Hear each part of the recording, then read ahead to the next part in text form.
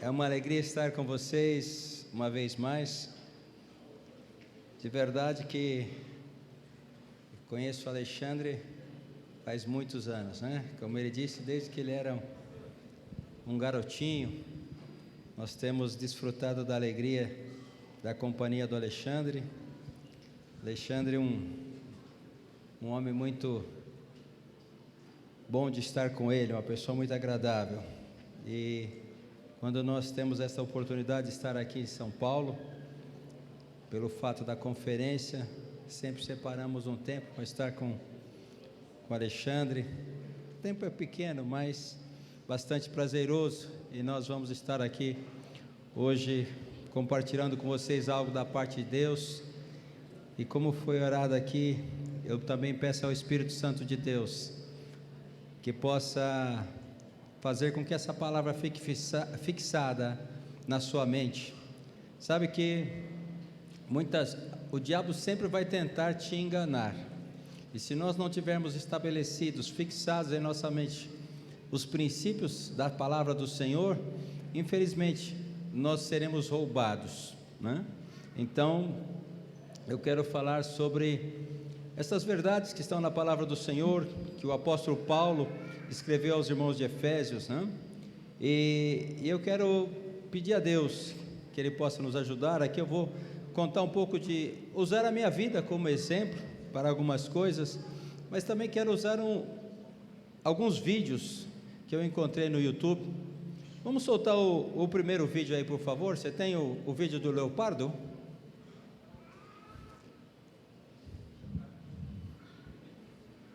É possível? O do leopardo com o cachorro, isso.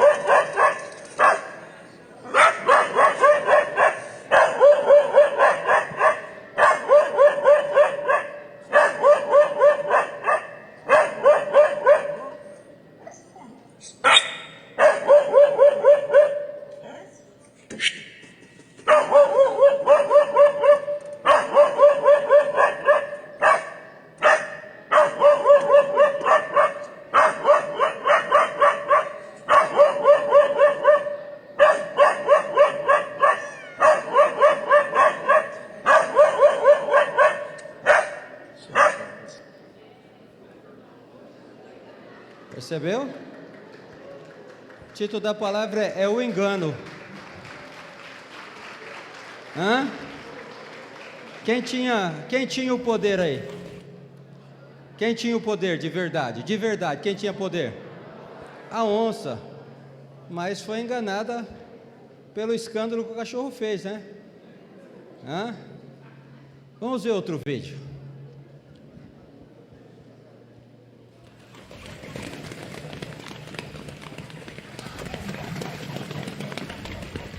Os leões são felinos sociáveis, que vivem em bando. São os únicos felinos com esse comportamento. Porém, eles toleram apenas outros leões. Todos os outros animais são considerados presas e inimigos. Mas, quando o leão é criado em cativeiro desde pequeno, junto com outros animais, ele pode desenvolver amizades verdadeiras que pareciam quase impossível de acontecer. Quando você ver essas imagens de um salsicha dentro de uma jaula com um leão, imagina que ele vai ser facilmente devorado, não é mesmo? Mas calma, isso não vai acontecer. Um homem chamado John Rake, ex-engenheiro de turbinas, descobriu que tinha uma habilidade para criar animais selvagens depois de perder as pernas após um acidente de bungee jump em 1994. O leão chamado Bonediger nasceu com uma doença óssea metabólica que o deixou levemente aleijado. Assim, o leão estabeleceu um vínculo em comum com o tratador John Rake. Porém, o que mais chama a atenção com esse leão é que ele formou um vínculo improvável ainda maior com um pequeno cachorro salsicha. Eles viraram amigos inseparáveis desde que o felino era um filhote. O leão com mais de 200 quilos pode aniquilar o cachorro chamado Milo, mas ele raramente sai do seu lado. Eles desenvolveram uma amizade verdadeira e incrível. Tudo isso acontece em um parque em Oklahoma, nos Estados Unidos. Quando Milo e outros 2 cães salsichas sentiram que o leão estava incapacitado, procuraram confortá-lo e protegê-lo. Agora o leão e sua matilha de cachorros se aconchegam, se deliciam com carne crua e brincam juntos em cenas impressionantes.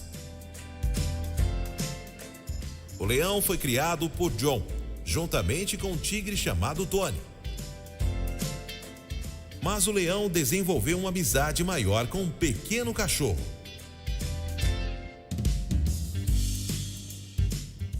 John também cria outros filhotes de tigres no parque. Essa é uma incrível história de superação de John e uma linda amizade desenvolvida entre 2 animais com... Senão vocês vão querer só ficar assistindo o filme, né?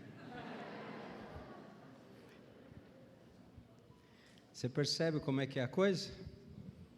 O que aconteceu com esse leão? Perdeu a identidade. Um leão que perdeu a identidade. Tinha que dar uma bocanhada no cachorro e papá-lo, né? Um leão selvagem faria isso, não faria? A identidade, entenda o que eu quero dizer, eu não estou aqui, esta é a identidade de um leão.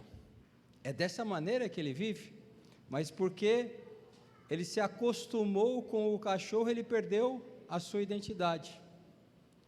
E eu quero falar para você uma coisa, nós corremos um sério risco, muitas vezes, de perdermos a nossa identidade de filhos de Deus.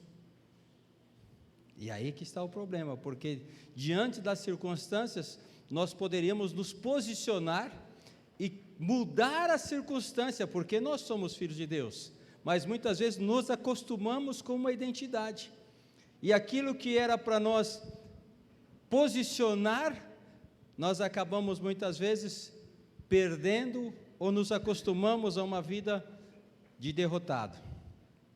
Mas hoje eu quero dar uma sacudida em vocês e na minha pessoa também, porque muitas vezes eu olho e falo, puxa vida, teria que me posicionar diferente nessa circunstância, mas parece que a situação é tão maior do que eu mesmo, que eu acabo me submetendo a essa condição, o que não deveria ser, e acredito que possa ser que passe com vocês também. Você deveria posicionar-se em uma situação, liberar uma palavra de autoridade, liberar uma palavra de fé, mudar a circunstância, mas devido à situação ser tão grande, você não se vê como capaz, nem sequer de liberar uma palavra de autoridade para mudar isso.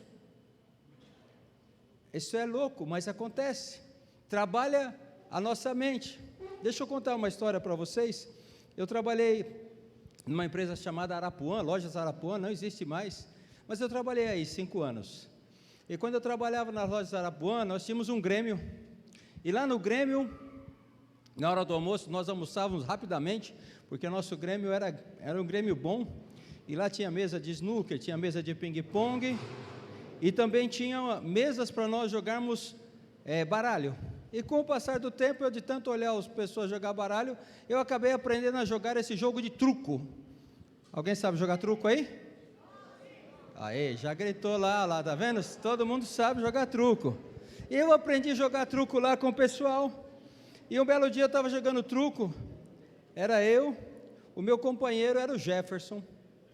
E ele sabia mais do que eu. E estava jogando contra outros 2. E no momento da partida, eu tinha o que nós chamamos de zap. O que é o zap? O zap é a maior carta que pode se ter. Quando você tem o zap, ninguém ganha de você. E o zap estava na minha mão. E aí, nós estávamos é uma menor de 3, né? Então você joga a primeira, quem ganha, a segunda, quem ganha, e a terceira, quem ganha. Era a terceira, estava empatado, uma para eles, uma para nós, agora era o desempate. E na última, eu estava com o zap na mão, ou seja, eu tinha a partida na mão. A maior carta que poderia ter, eu estava. Mas o jogo de truco é um jogo de sorte e de estratégias e de engano. Sorte por quê? Você tem que ter sorte para sair a melhor carta. Estratégia porque você tem que saber como jogar a melhor carta, em que momento jogar a melhor carta. E de engano por quê? Porque você pode fazer um blefe, porque como um não sabe que carta o outro tem, você pode blefar contra o seu inimigo falando, eu te truco, mas você não tem a maior carta. Mas como ele não sabe, se você é muito bom em fazer esse engano, a outra pessoa acaba muitas vezes fugindo, porque não sabe o que você tem. E o que passou comigo? Era a terceira, eu estava com o zap na mão, e então a pessoa gritou para mim, truco! Truco, ladrão! Truco! E ele pegou uma cadeira, ele começou a gritar tão forte, subiu na cadeira, e ele dava tapa na mesa, e o amigo dele do outro lado dando tapa na mesa e gritando, e eu estava com o zap, mas eles fizeram tanto barulho, e eles gritaram com tanta força, com tanto vigor, que eu fiquei com medo.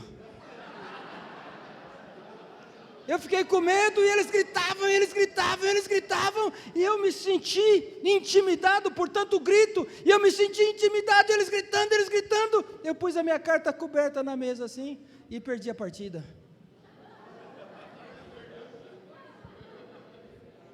Fala assim, mais que mocorongo. E aí o meu parceiro, que sabia mais de jogo do que eu, pegou a minha carta e olhou, e quando ele olhou, ficou pior a coisa, que eu só não perdi a partida, eu perdi a dignidade. Ele falou, você é um burro! Aí agora eu tinha perdido a partida com a melhor carta, e ainda era um burro, tinha perdido a dignidade. Sabe, irmãos, muitas vezes, é assim que o diabo faz contra nós. Você tem a melhor carta do jogo da vida. Só que muitas vezes o diabo vai fazer tanto escândalo, e vai subir na mesa, e vai dar tapa na mesa, e vai gritar, e vai colocar outros para gritar, e você com a melhor carta no jogo da vida, muitas vezes vai perder alguns jogos, porque acaba se intimidando com a circunstância. Falo isso para vocês e falo isso para mim hoje. Aqui nós vemos que o leopardo era o zap. O leopardo era o que ia comer o cachorro, ia passar aquele dia de barriguinha cheia. Só que o cachorro subiu na cadeira, gritou, fez escândalo e ficou com a vida. O cachorro estava tremendamente assustado. Ele não latiu como um cachorro feroz que tivesse alguma coisa, ele latiu cheio de medo. Mas aquele escândalo dele cheio de medo foi suficiente para salvar a vida. Mas era tudo mentira. Se o leopardo soubesse de fato quem ele era, ele tinha dormido de barriguinha cheia. Mas por deixar ser enganado, foi enganado pelo cachorro, acabou indo dormir de barriga vazia, não? E eu quero mostrar para vocês o que a palavra de Deus fala, quem nós somos.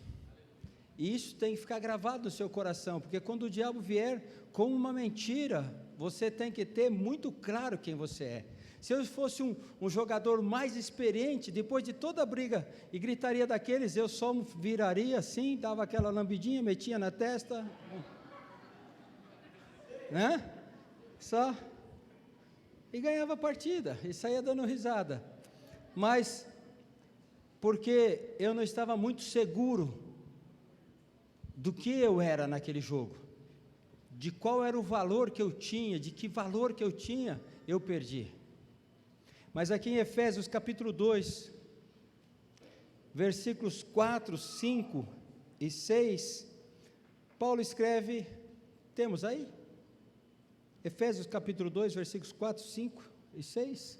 Mas Deus, sendo rico em misericórdia, por causa do grande amor com que nos amou, e estando nós mortos em nossos delitos, nos deu vida juntamente com Cristo, pela graça somos salvos, e juntamente com Ele nos ressuscitou e nos fez assentar nos lugares celestiais em Cristo Jesus.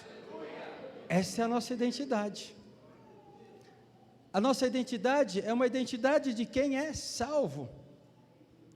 A nossa identidade é essa identidade. Hoje, eu almoçando com um amigo, foi muito interessante isso. Conversava com a minha esposa. Tem um amigo que ele é cristão. Faz pelo menos uns 30 anos que ele é cristão, esse meu amigo. E ele falou que ele sofreu um acidente. E ele sofreu um acidente que o braço dele ficou todinho roxo. Da munheca até aqui todo roxo. E essa parte roxa começou a se estender sobre o seu peito assim. E ele ficou com o peito, ele me mostrou as fotos.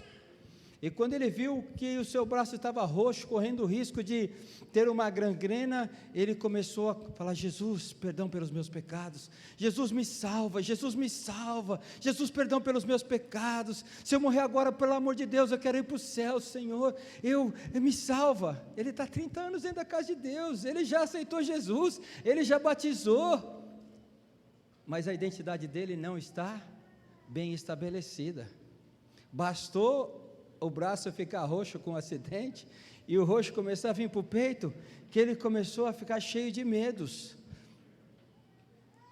porque muitas vezes, nós estamos na casa de Deus, mas essa é verdade, pela graça sois salvos, e que você está sentado em regiões celestiais, ela não está tão fixa na nossa mente, é só uma história da Bíblia, mas não é uma verdade absoluta no nosso coração e na nossa mente, para na hora que as coisas necessitam, você se posicionar como aquele que é salvo, você falar assim: estou tranquilo. Se a morte chegar e falar para você: chegou a sua vez, quanto de desespero você vai ter?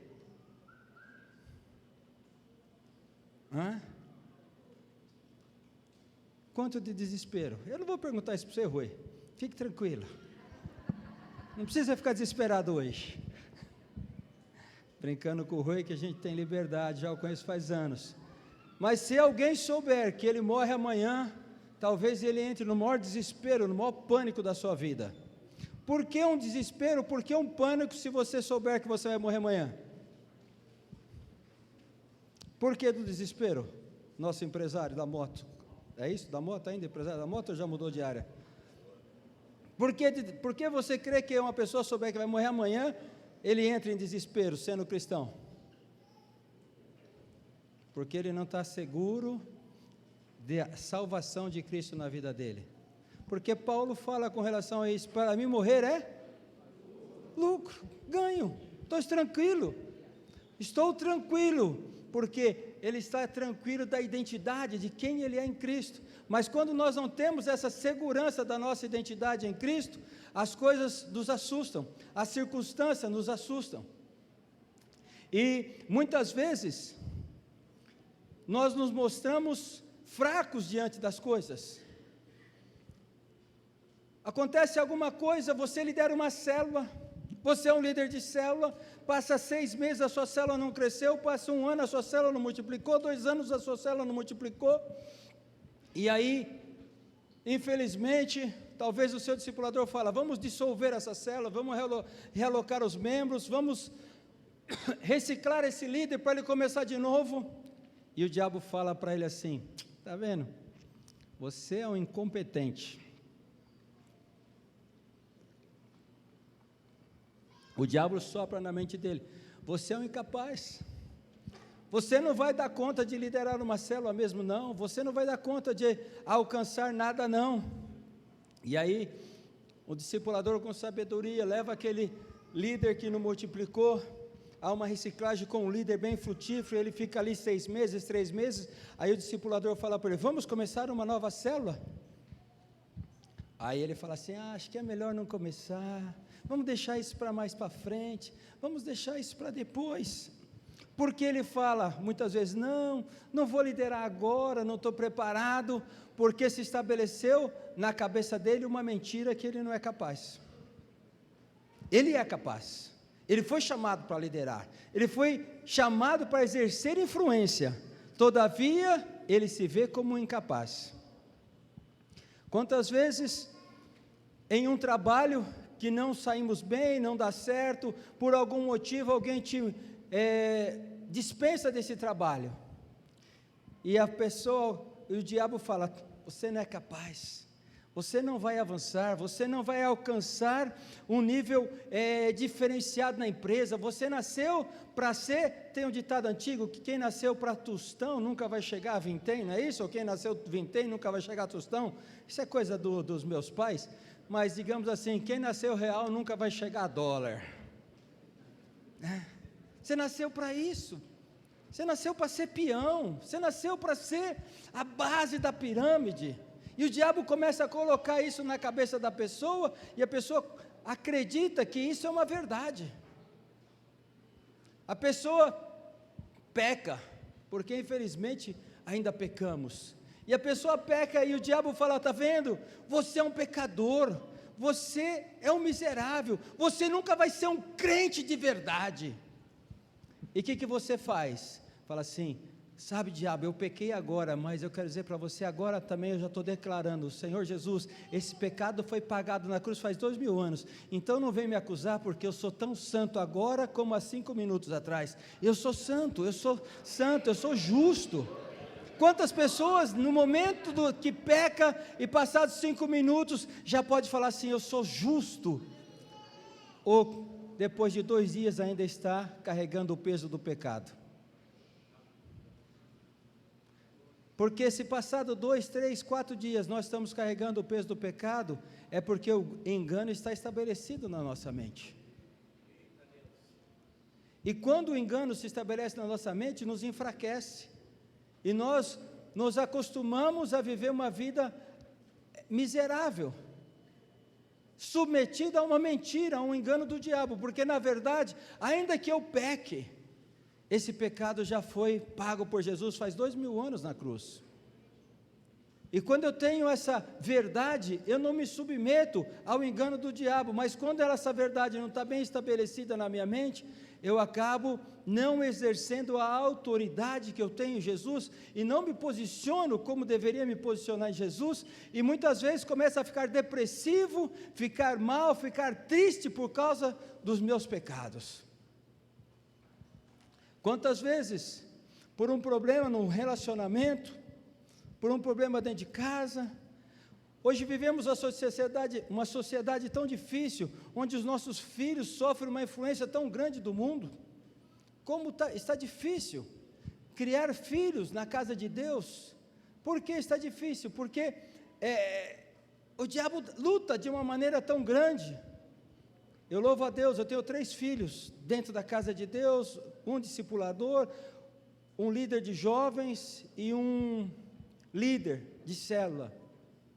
Estão na casa de Deus, estão trabalhando, mas eu declaro todos os dias, meus filhos são homens de Deus, chamados para exercer influência, são homens de Deus chamados para viver o melhor de Deus, e quando eu olho o que passa aí fora, eu falo, Senhor, eu declaro que meus filhos são homens de Deus, chamados para exercer influência, e nós vamos criando os nossos filhos, mas sabe que lá na Espanha um pai não pode nem corrigir seu filho? Sabe que na Europa há países que os casais já não querem ter filhos? Por que os casais não querem ter filho? Porque o governo tem mais autoridade sobre os filhos que os pais. E se você corrigir o seu filho te denunciar para o governo te tira dos seus pais, e o governo te leva e coloca numa casa, e agora quem vai cuidar é o governo. Aí o pai fala assim, eu vou ter um filho, Se na hora que essa criança fizer algo errado, eu for corrigi-lo, ele vai me denunciar para o governo vai tirar de mim, então eu não quero ter filho.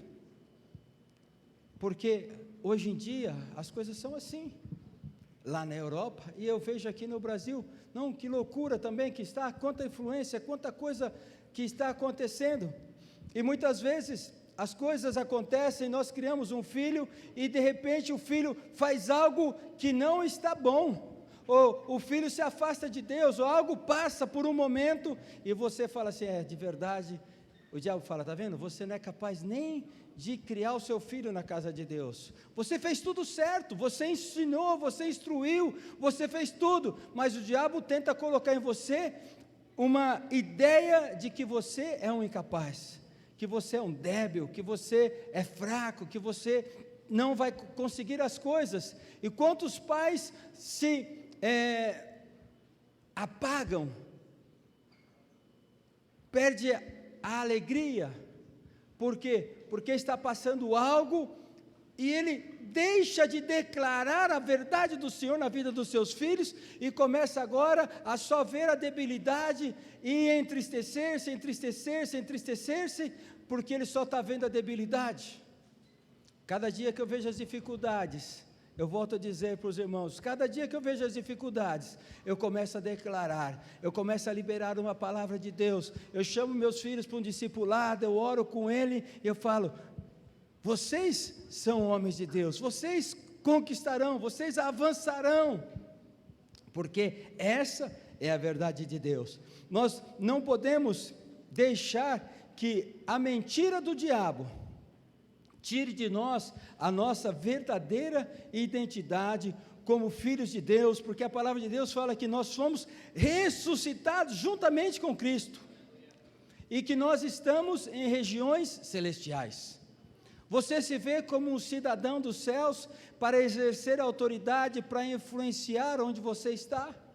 Porque é esta palavra que Deus fala, a nossa luta não é contra a carne nem contra sangue, nós estamos em regiões celestiais. Aqui em Efésios capítulo 1, versículo 20 e 21.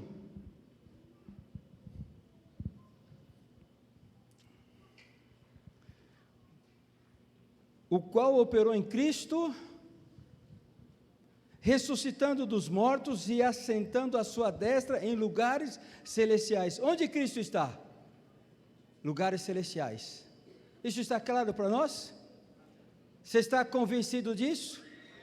A palavra de Deus fala que Cristo ressuscitou dos mortos, está sentado à direita de Deus, onde? Em lugares celestiais. Agora aqui, no capítulo 2, no versículo 6, fala o quê? Está sentado em lugares celestiais sobre todo o principado e autoridade e poder e senhorio e sobre todo nome que se nomeia, não só neste século, mas também no século vindouro, e submeteu todas as coisas baixo de seus pés, e lhe pôs sobre cabeça sobre todas as coisas. Cristo é cabeça de quem?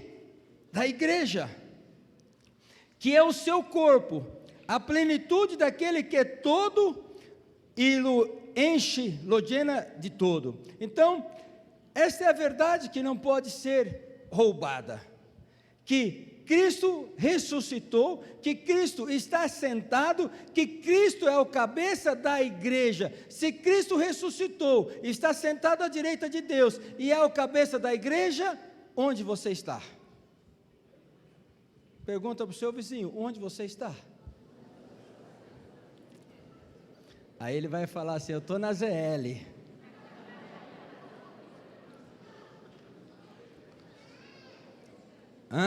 Eu estou na ZL. Não, irmãos, você não está na ZL, você mora na ZL, mas de verdade você está sentado juntamente com Cristo, e Cristo fala na sua palavra que Ele nos deu toda a autoridade, todo o poder, e nós temos que nos apropriar dessa verdade. Nós temos que nos apropriar dessa verdade. Se nós queremos viver uma vida como Cristo nos chamou para viver, esta é a verdade que tem que ser vivida, esta é a verdade que tem que ser declarada. Aqui em Efésios capítulo 6, versículo 12. Porque não temos luta contra sangue e carne, senão contra principados, contra potestades, contra os governadores de las... é que o meu aqui está em espanhol. Potestades contra os dominadores deste mundo tenebrosos, contra as forças espirituais do mal nas regiões celestes. Muitas vezes nós estamos fazendo lutas contra pessoas, mas a nossa luta não é contra a carne nem contra sangue, a nossa luta não é contra a pessoa, a nossa luta é uma luta em regiões celestes. Como você vai lutar a luta nas regiões celestes? Tendo realidade de quem você é. Quando eu estava com o zap na mão, e eu não estava convicto, seguro, eu perdi a partida. Você está em região celeste, e quando as coisas acontecerem contra você, você vai lutar onde? Nessas regiões celestes, com a sua força, com a sua capacidade? Não, lute com a autoridade que Cristo liberou sobre você, esta é a verdade, porque se nós nos esquecemos disso, nós vamos perder. Esse ano para mim, em 7 anos de Espanha, foi o ano mais difícil. O ano mais difícil. O ano onde o diabo tentou de todas as maneiras me tornar uma pessoa depressiva. E eu ministrei essa palavra na Espanha esse ano, há uns 4 meses atrás, 5 meses atrás. Mas eu quero falar para vocês que muitas vezes as circunstâncias elas vão te envolvendo, e se você não está atento, você se esquece dessa verdade e se deixa envolver pelas circunstâncias, e a sua identidade daquele que mora com Cristo, ela vai sendo comprometida.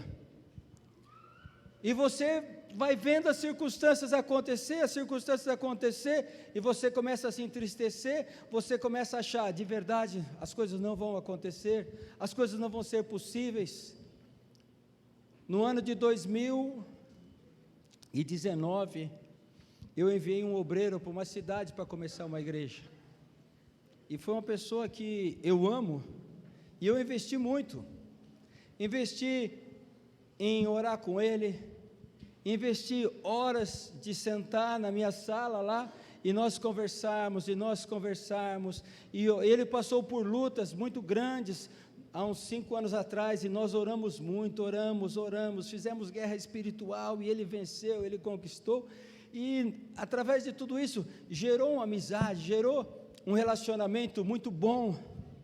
Ele é uma pessoa apaixonada por Deus, e há 2 anos atrás, no ano 2019, enviamos ele para uma cidade, e ele estava nessa cidade, e devido às dificuldades, devido a uma série de coisas, ele acabou voltando, falou: pastor, eu já não vou mais ficar nessa cidade, eu não quero mais caminhar com você, eu não quero mais fazer parte da videira, eu já não quero mais nada, e ele voltou, de verdade. Isso foi algo muito forte,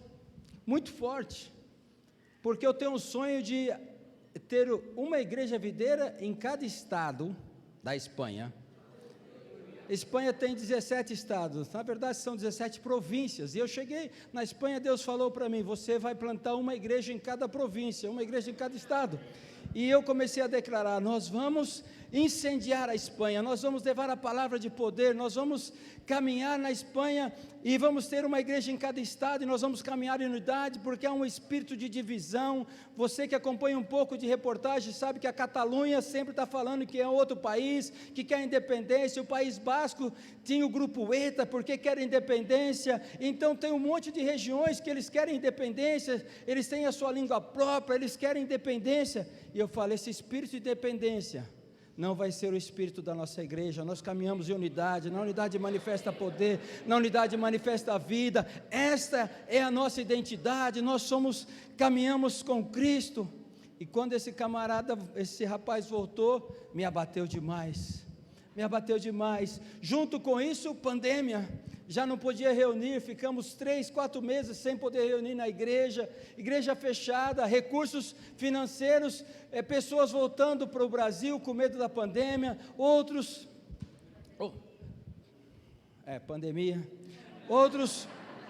coisas tanto, e aí a igreja deu uma diminuída, os recursos financeiros diminuíram, e eu olhava a situação, falava, meu Deus, o que nós vamos fazer?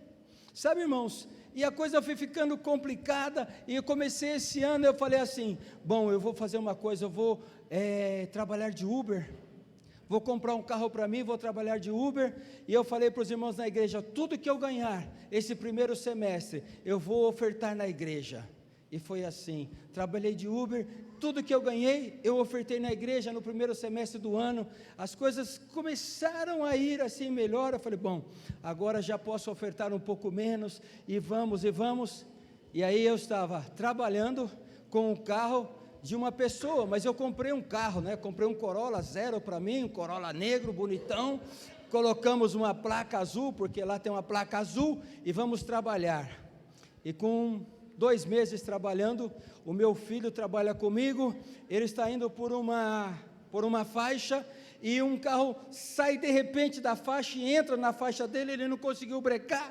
bateu o carro, e aí começou, em cima, eu tinha um líder que me deixou, 2020, não amor? 2020 ele desistiu, final de 2020, o meu líder de louvor foi junto com ele, e os dois foram abrir uma igreja a 200 metros da minha igreja. Em 2020, o meu filho mais velho fez o favor de capotar um carro, e foi para o desmanche. O meu cunhado estava com um carro e queria vender um Volvo S60, comprei para ajudar meu cunhado, e 3 meses depois o motor fundiu,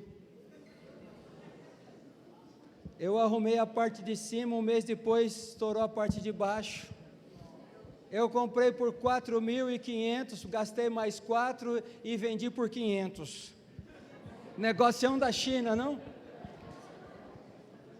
E assim a coisa, aí o irmão vira para você e fala, esse pastor fala que Deus vai prosperar, que Deus vai avançar, e eu olho para a vida dele, está uma lástima, eu vou sair dessa igreja.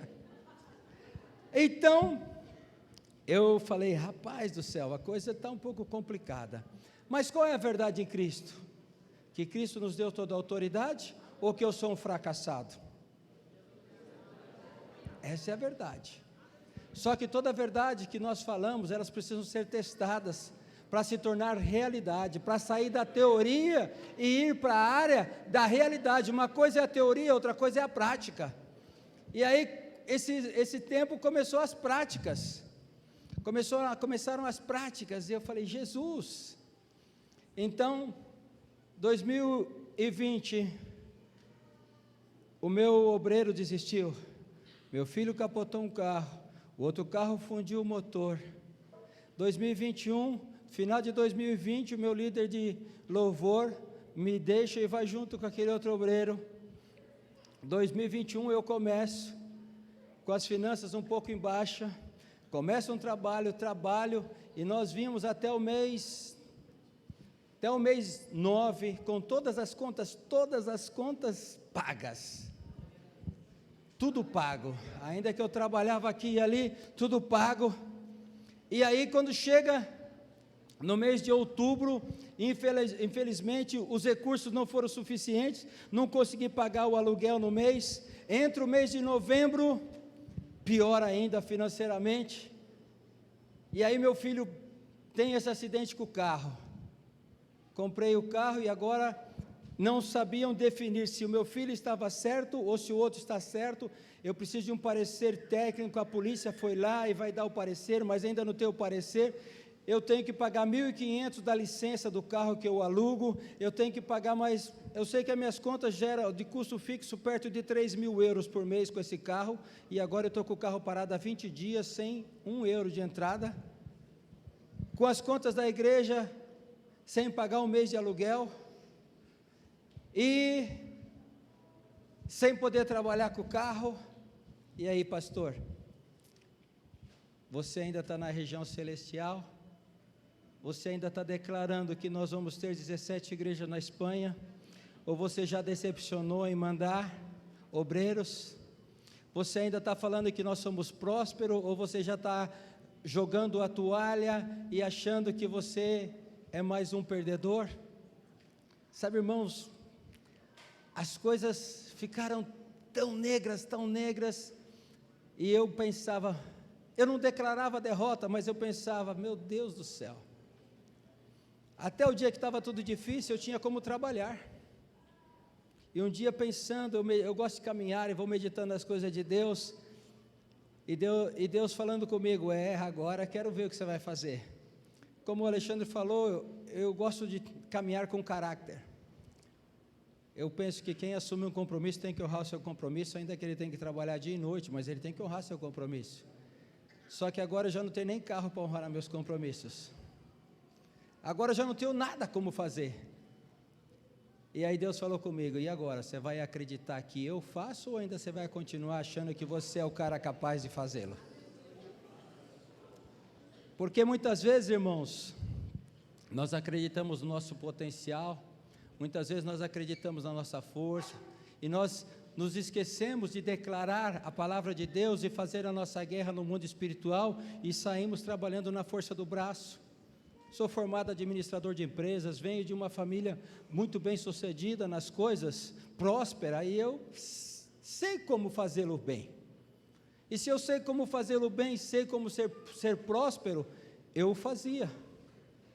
E nós chegamos lá na Espanha, para quem eu sabe, assumimos uma igreja com 240 mil euros de dívida, e sem fazer uma campanha sequer, em 5 anos, nós baixamos de 240 mil euros de dívida para 60 mil euros de dívida. E aí você acredita que você é capaz de fazer todas as coisas, e quando você não consegue, você começa a ficar muito mal, porque você está mais focado em você mesmo do que nós estamos sentados em regiões celestiais, e que nós podemos todas as coisas em Cristo, e nós esquecemos de declarar a nossa identidade em Cristo, e vivemos nos esforçando na força do nosso braço. Mas Jesus falou comigo, agora já não tem mais nada que você possa fazer, né? Já não tem carro, já não tem como trabalhar, já não tem como fazer nada, e as suas contas estão negativas no banco, você não pagou aluguel, e agora como você vai fazer? E eu estava mal, e eu desci no aeroporto aqui em São Paulo tão mal, que um cara furou a fila e eu quase bati no cara. Eu fiz e estava com a minha nora quase caiu das pernas, quando viu o escândalo que eu fiz. Você imagina um cara fazer um escândalo, mas fazer um escândalo, porque eram 16 horas, entre sair lá de Madrid, até chegar aqui, 16 horas nesse trâmite. E às 8 da manhã, quando você desce, depois de 11 horas e 30 minutos sentado dentro de um avião, um abençoado vem e fura a fila na sua frente. Eu esqueci que eu estava nas regiões celestiais. Nossa, que vergonha. Minha esposa falava, amor, calma. Calmo, caramba, ele está na minha frente. Ele pensa que eu sou um banana para ele entrar na minha frente. E aí a mulher de um abençoado quis justificar. Cala a sua boca, você é toda errada. Quem você pensa que é para atravessar na minha frente desse jeito? Cala a sua boca. O marido dela, e ele era grande. E eu comecei a suar e pingar, porque era muita coisa. E eu falei, meu Deus, quem eu sou? O que eu estou fazendo? Eu estou tendo atitude que eu nunca tive na minha vida. Quem sou eu? Mas como o Alexandre falou, esses dias nós fomos para uma conferência que foi um bálsamo. Deus falou tremendamente, eu comecei a declarar.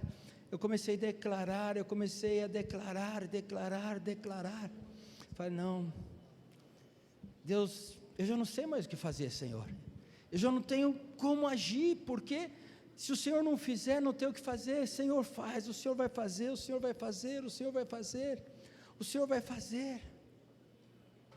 Sabe, irmãos, eu fui tão abençoado, que uma pessoa falou comigo, lá na conferência, eu vou ofertar para você.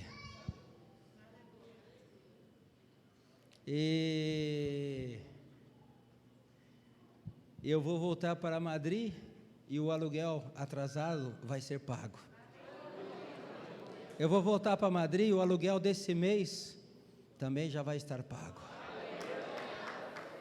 Sabe, irmãos,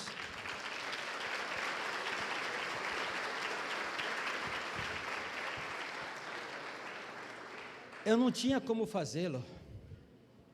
Eu não tinha por onde ter escapatória. Eu gosto de ser muito bem organizado nas minhas finanças, e eu tenho um pastor e um obreiro que eu enviei, e quando eu envio, eu assumo um compromisso com eles, de durante 2 anos sustentá-los com 1.000 euros, e o caixa da igreja não tinha 1.000 euros, mas como eu sou uma pessoa organizada, eu separo um salário meu, desse mês, para comer no mês seguinte. Não sei se me explico.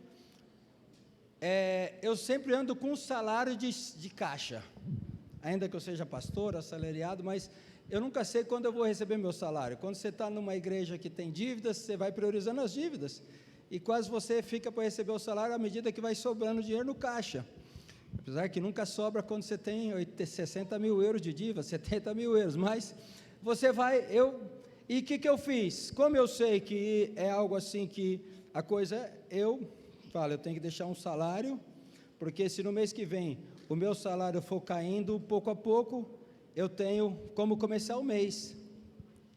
Então, eu pegava do meu salário, dia 1º, e dava 1.000 euros para o obreiro que enviei.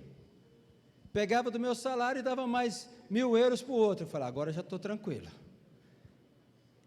E era essa a minha luta, porque estava chegando uma hora, e eu falei, agora, se eu pego do meu dinheiro e pago o conserto do carro, que vai ficar 4 ou 5 mil euros, acabou, eu já nem tenho 4, 5 mil, eu vou ter que pedir emprestado, mas aí acabou tudo. Como eu vou fazer? Essa era a minha situação, e eu dando volta aqui na minha cabeça, e eu estava mal. Pensa num homem mau. Quando eu disse para vocês que eu ia pregar para vocês, para mim, lembra que eu falei isso? Eu estou pregando para mim. A minha luta não é contra a carne e contra a sangue. E eu preciso declarar a cada dia que eu estou sentado nas regiões celestiais, e que Jesus já preparou todas as coisas para a igreja videira de Espanha e de Madrid, para que as 17 igrejas sejam abertas, e para que os recursos venham, e para que as contas sejam pagas, e para que sobre dinheiro, inclusive para a gente investir em outros países que necessitam. Essa é a verdade. Só que muitas vezes uma série de sucessão de coisas te faz sair da onde você está, e te coloca numa situação que você se vê incapaz. Eu estou aqui nesta noite só para falar uma coisa para você: não permita que as circunstâncias te vão enganando a ponto tal de você ser um leão e permitir que um cachorro lamba a sua boca. Não permita que as circunstâncias do mundo, os fracassos, as coisas que aconteceram no passado, te fez acostumar a uma vida de perdedor. Não se acostume com uma vida de perdedor, não se acostume com uma vida de derrotado. Se não deu certo liderar uma célula uma vez, não se acostume, volte a liderar outra vez. Eu conheço pessoas que sepultaram 8 células. Eu conheço uma mulher que hoje é pastora, e ela sepultou 10 células. A décima vingou. Só que hoje ela é pastora. Talvez o Alexandre não saiba de quem eu estou falando, mas ela está no nosso meio, ela é pastora na videira, mas quando ela era líder de jovens, ela sepultou 9 células, só a 10ª vingou. O meu filho é líder, discipulador, meu filho sepultou 3 células, depois de 3, deu certo. Se ele tivesse achado que ele era um fracassado, ele nunca mais seria um líder de célula. Se você for ler a história de muitas pessoas que começaram grandes coisas, alguém já ouviu falar de KFC? Sabe quando esse homem começou o KFC? Com quantos anos? Eu creio que ele tinha 63 anos por aí. E ele já tinha falido um montão de vezes, mas ele nunca permitiu que a mentalidade dele fosse submetida a essa condição. E ele não é um cristão. Eu quero falar para você, nós temos todo o poder, nós temos toda a autoridade, e você vai declarar que você está sentado com Cristo em regiões celestiais e que todo o poder nos foi dado, e pode ser que você passe por uma prova, mas não se esqueça no momento da prova quem você é e qual é a sua identidade, e você declare isso, porque esses dias de conferência eu voltei a declarar isso, falei, Senhor, eu estou vivendo o mais baixo que eu poderia estar vivendo, emocionalmente, pelas traições, financeiramente, por todas as circunstâncias, não tenho capacidade natural, humana nenhuma nesse momento, mas eu tenho um Deus que tudo pode, e o Senhor vai fazer, o Senhor vai mover, o Senhor vai fazer algo, e aí, Deus já começou, a minha situação hoje, voltando para a Espanha, é a melhor nos 7 anos, estou voltando para a Espanha, na melhor situação financeira dos 7 anos, melhor dos 7 anos, essa é a melhor que eu estou vivendo. Eu cheguei da Espanha, com um saldo negativo, no banco de 3.200 euros, devendo um mês de aluguel, mas estou voltando para a Espanha, na minha melhor situação financeira dos últimos 7 anos, porque Deus faz as coisas, porque Deus move, e agora estou esperando em Deus, o resultado do laudo, da perícia, ainda não tenho, e a coisa está tardando, e às vezes eu falo, está tardando, eu estou deixando de ganhar dinheiro, e aí eu falo, filho, você viu isso? Ele falou, pai, meu filho é maravilhoso, pai, eu estou descansado no Senhor, pai, Deus está fazendo algo grande, pai, eu não sei o que é, mas Ele está fazendo algo grande, e eu falo, esse menino está tão descansado, e ele fala, pai, eu já orei, ele fala, pai, ele está casado há 3 meses, irmãos, e o trabalho dele é trabalhar de Uber com esse carro que está parado há 20 dias, e ele fala assim, pai, eu orei e Deus falou que vai fazer um milagre muito grande. Eu falei, aleluia, aleluia. Ele fala, pai, eu não sei como vai ser, mas Deus falou comigo para eu ficar descansado, que eu vou viver um milagre muito grande. Eu falo, aleluia. Às vezes as palavras que eu prego saem da minha mente, mas glória a Deus que fixa na mente dos meus filhos, aleluia. Aleluia. E eu falo, amém, filho. Então, vamos viver. Então, irmãos, talvez vocês que batizaram 100 pessoas aqui, não? 100 pessoas, eu me alegro demais, eu falei, uau, que bênção, mas nós estamos batizando 20 na Espanha, aleluia, 20 pessoas, aleluia, glória a Deus,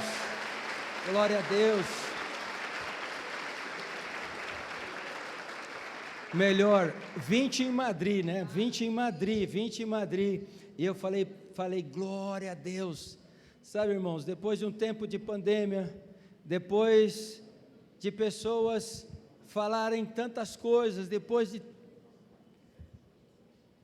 as pessoas falarem no membro da sua igreja e visitar e falar assim, você está seguro que o seu pastor te ama? Foi lá na casa da irmã, que é membro da minha igreja, falou, você está seguro que o seu pastor te ama? E a irmã vem falar, pastor, recebi uma visita, e a visita me perguntou, se eu estou segura que o senhor me ama. Sabe, é doído isso, é doído, e aí, A irmã fala assim: eu estou segura que meu pastor me ama. Aí a pessoa insistiu: algum dia ele te convidou para ir na casa dele? Aí a irmã falou assim: várias vezes, já fui comer na casa dele várias vezes. Sabe, irmãos, essa irmã falou isso, mas quantas pessoas que permitem que essa semente de mentira, de contenda, entre na sua cabeça? E aí nós vamos vivendo, mas nós batizamos 20 pessoas para a glória do Senhor, 20 pessoas foram batizadas, a igreja vai crescer, a igreja vai avançar, nós temos um projeto, e nós vamos alcançar esse projeto, nós vamos chegar a 700 membros em Madrid, nós vamos ter recursos financeiros em Madrid suficientes para abrir mais igrejas, nós vamos ter recursos não só para abrir mais igrejas, nós vamos ter recursos para enviar para igrejas que têm necessidade, porque eu creio nisso, que nós vamos ser uma igreja tão abastada, que nós vamos investir incluso em outros países, e eu quero declarar, e declaro sobre a Espanha, e declaro sobre vocês aqui na Zona Leste, não permita que uma circunstância, um sofisma, uma mentira do diabo, faça com que você se veja incapaz, ou que você trabalhe nas suas forças naturais, e se esqueça que a sua guerra e a sua luta é espiritual, e que você está assentado em Cristo, e que todo o poder e toda a autoridade já foi dado por Cristo para você. Faça a guerra sim, faça a guerra no mundo espiritual, guerreie sim, ore sim, libere palavras e autoridades sim, e comece a declarar: em nome do Senhor Jesus, a minha célula vai crescer, em nome do Senhor Jesus, a minha célula vai multiplicar, o Senhor vai me dar membros, o Senhor vai me dar pessoas que caminharão comigo aliançado, eu vou viver o sobrenatural de Deus. E você vai viver: pastor, e se a célula fechar? Você continua declarando, porque chegará o tempo que Deus vai colocar pessoas na tua célula que vão andar em unidade contigo, e a célula vai crescer, vai multiplicar, porque a nossa guerra não é contra carne nem sangue, mas a nossa guerra é contra principados e potestades em lugares celestiais, onde nós estamos assentados juntamente com Cristo Jesus, e todo o poder que foi dado a Cristo é o poder que nos foi dado, e nós vamos exercer esse poder. Essa é a nossa verdade, eu trabalhei aqui na Zona Leste, irmãos, meus últimos clientes estavam aqui na Zona Leste, eu vendia para Davó, eu vendia para Verã, eu vendia para Nagumo, eu vendia para Docilar, eu vendia para todas essas pessoas que estão por aqui, eu conheço a Zona Leste, não? Minha esposa fala que era vendedor de pó e pedra na ZL. Às vezes as pessoas ficam um pouco assustadas, porque eu vendia pó e pedra na ZL, sabão em pó Omo e sabão em pedra Minerva. Entendeu? Sabão em pedra Minerva e sabão em pó Omo, pó e pedra, amém? Então, eu conheço a realidade, ninguém me precisa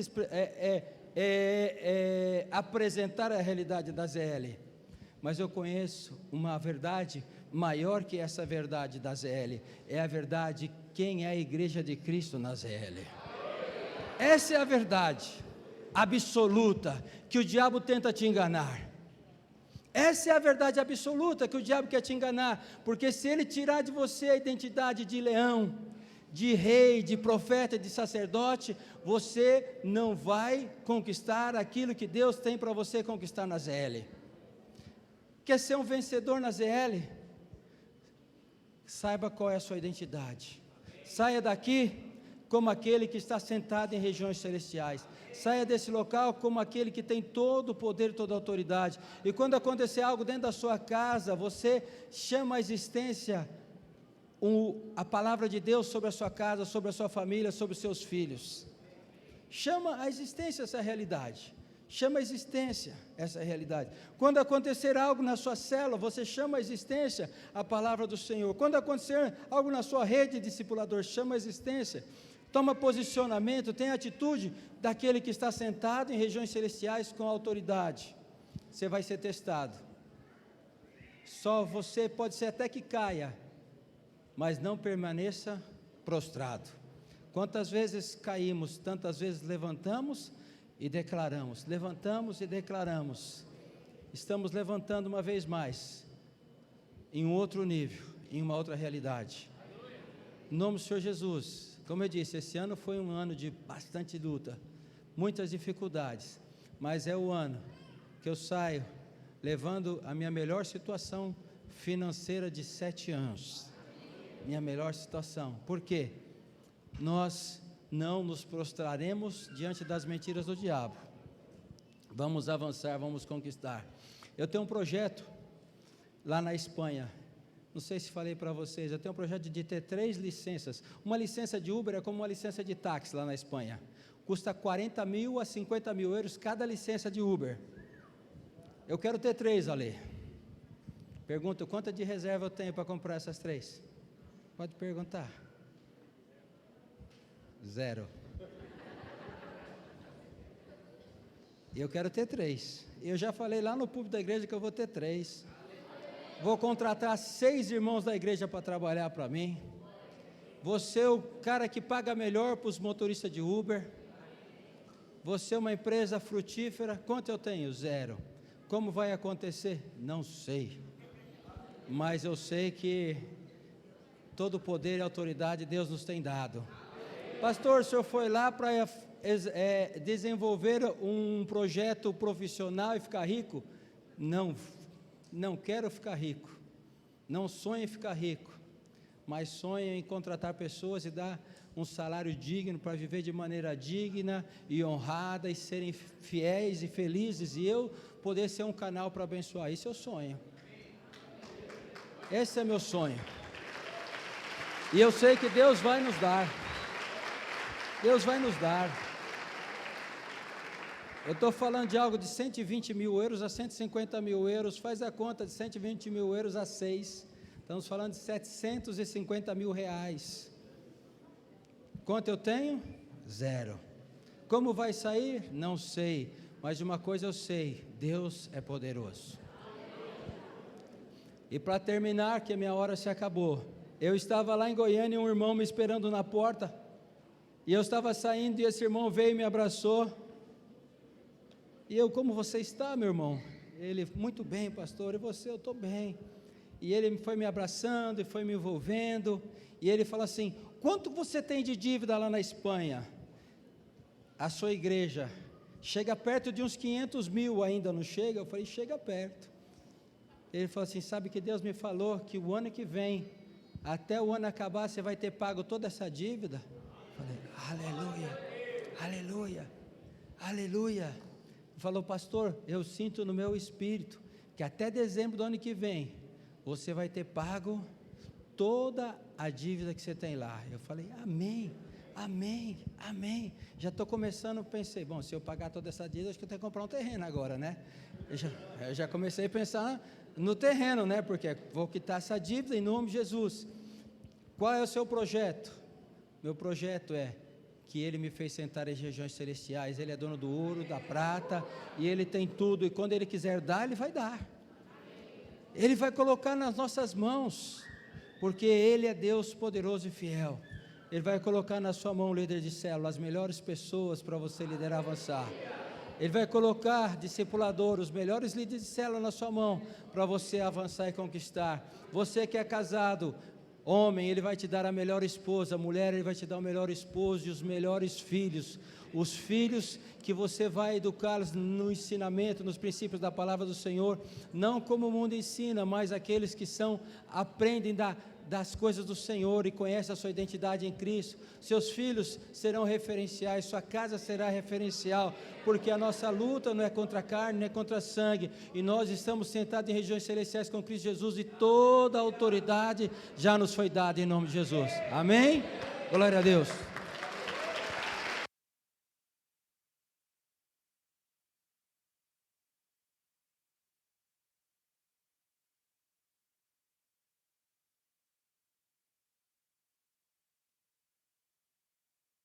Equipe de louvor, rapidinho aqui, por favor.